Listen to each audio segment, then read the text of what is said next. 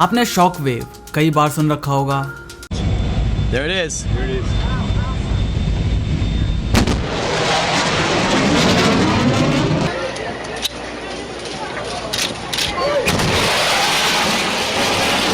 आपने जो ये वीडियो देखी, यहाँ पर ये जो सेक्शन है, जब ये प्लेन एकदम से बहुत ज़्यादा तेज़ चला जाता है और यहाँ पर आपको कुछ ऐसा वाइट क्लाउडी टाइप का देखने को मिलता है, इसको हम कहते हैं शॉक वेव। और जब इस शॉक वेव के साथ ये साउंड मिल जाती है, इसको हम कहते हैं सोनिक बूम। तो आज की वीडियो में डिस्कस करेंगे कि ये सोनिक बूम है क्या और ये क्यों होता है और क्यों हाई स्पीड प्लेन्स में ही आपको ऐसा देखने को मिलता है और आप साउंड को कैसे देख सकते हो। तो चलिए जल्दी से वीडियो को शुरू करते हैं। देखो, इसको समझने के लिए आपको एक बहुत ही बेसिक से फिजिक्स के कॉन्सेप्ट को समझना होगा, वो है कंजर्वेशन ऑफ मोमेंटम। मोमेंटम का फॉर्मूला क्या होता है? Mass into velocity.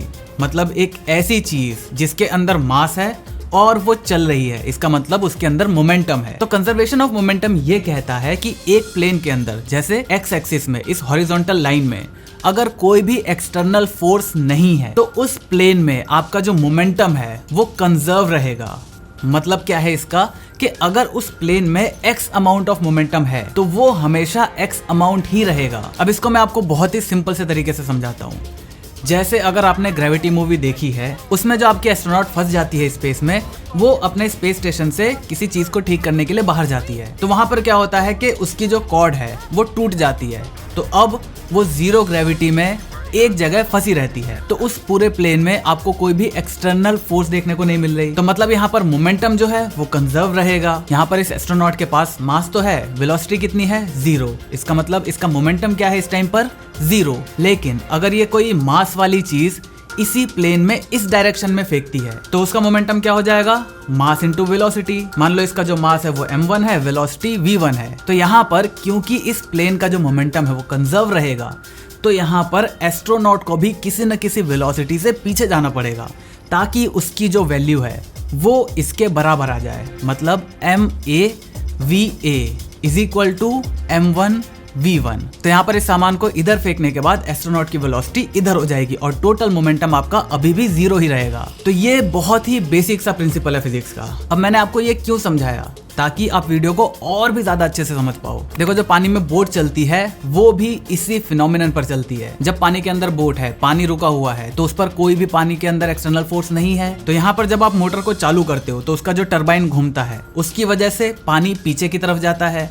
वो जो पानी पीछे की तरफ जा रहा है उसकी वजह से जो वाटर मॉलिक्यूल्स उस टरबाइन के ऊपर फोर्स लगा रहे हैं, वो फोर्स की वजह से आपकी जो बोट है वो आगे जाती है। और बिल्कुल यही चीज होती है आपके एयरप्लेन्स के साथ। वहां पर आपके वाटर मॉलिक्यूल्स रहते हैं, यहाँ पर आपके एयर मॉलिक्यूल्स रहते हैं। आपने एक चीज नोटिस करी है कि किसी भी प्लेन को अगर बहुत ज्यादा तेज जाना है तो उसे उतना ही ज्यादा ऊपर जाना पड़ेगा, क्योंकि हम धरती से जितना ऊपर जाते जाएंगे एयर डेंसिटी उतनी ही कम होती जाएगी। तो अगर आपको स्पीड ज्यादा चाहिए तो आप इतने ज्यादा डेंसिटी के एयर को पुश नहीं कर पाओगे इतनी तेजी से, इसीलिए आपको ऊपर जाना पड़ेगा और वहां पर एयर का रेजिस्टेंस भी कम रहेगा। तो ये दोनों फैक्टर मिलकर आपके स्पीड को बहुत ज्यादा तेज कर देंगे। इसी वजह से हेलीकॉप्टर्स वगैरह जो होते हैं वो जमीन से बहुत ज्यादा ऊपर नहीं उड़ते और वो इतनी तेजी से भी नहीं उड़ पाते। अब वापस आते हैं अपने सुपर प्लेन्स पर।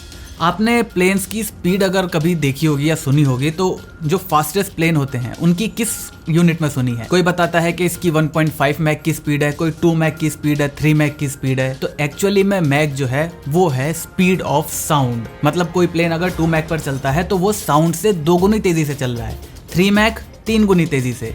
आज तक का जो सबसे फास्टेस्ट जेट प्लेन है वो 3.3 मैक की स्पीड से चलता है। अब ऐसा नहीं है कि हम इससे ज्यादा स्पीड में नहीं जा सकते, जा सकते हैं, लेकिन उसके लिए जो पायलट्स हैं वो तैयार नहीं है।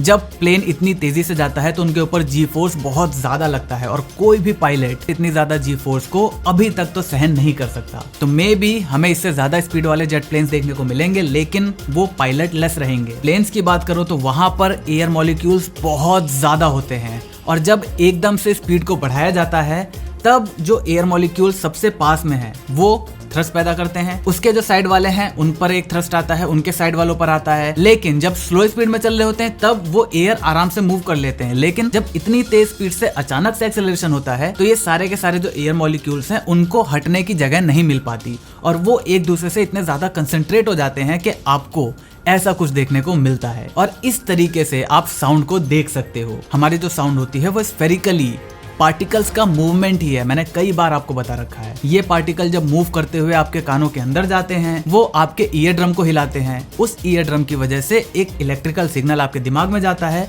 और इस तरीके से आप आवाज को सुन पाते हो। तो साउंड कुछ और नहीं बल्कि एयर पार्टिकल्स का मूवमेंट ही होता है और उसी पार्टिकल का मूवमेंट आप यहाँ पर देख रहे हो। तो अगली बार अगर आप किसी से पूछो कि क्या तुमने साउंड को देखा है और वो मना करे, तो उसको ये वीडियो जरूर दिखाना। अगर वीडियो पसंद आई तो वीडियो को लाइक कर देना, चैनल पर नए हो चैनल को सब्सक्राइब कर देना, क्योंकि हम ऐसे ही ज्ञान बांटते रहते हैं। मैं मिलता हूँ आपसे अगली वीडियो में, तब तक जय हिंद, वंदे मातरम।